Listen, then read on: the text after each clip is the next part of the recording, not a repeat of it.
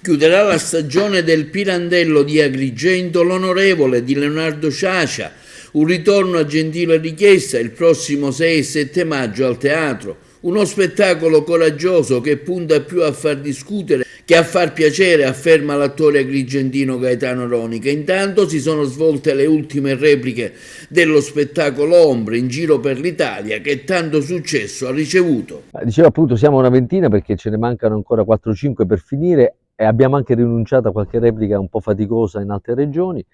Perché per quest'anno ci fermiamo in Sicilia anche perché, come sai, abbiamo anche l'altro spettacolo con la stessa compagnia in prova.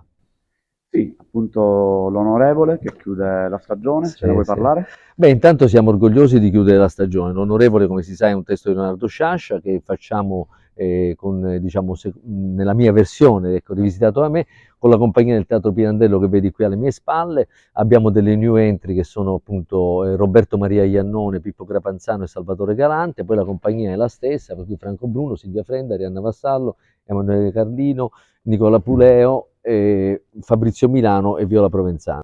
E Marcella Lattuca.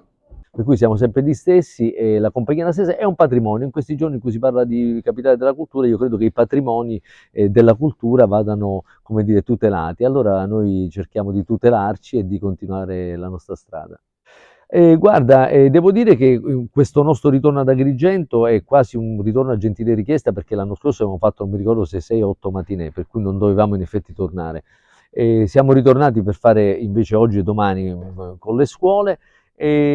Noto che, diciamo così, allora, i ragazzi apprezzano tutti, come succede in qualsiasi ambiente umano, persino in una compagnia teatrale, basta un niente che scateni, basta una persona che sbatta una porta al momento sbagliato e purtroppo ne fanno le spese tutti gli altri che invece sono attenti e che io ringrazio le scuole che sono venute, gli insegnanti, i presidi e non possono controllare quella scheggia impazzita che rovina non a noi ma ai propri colleghi una bella giornata. 6 e 7 maggio al Teatro Pirandello, sabato e domenica, sabato alle 21, domenica alle 17:30, l'onorevole di Leonardo Sciascia nella versione di Gaetano Ronica con la compagnia del Teatro Pirandello. Sarà uno spettacolo coraggioso, direi quasi, come dire, uno spettacolo puntiamo più a far discutere che a piacere. Ecco, non vediamo l'ora che si discuta e si discuterà.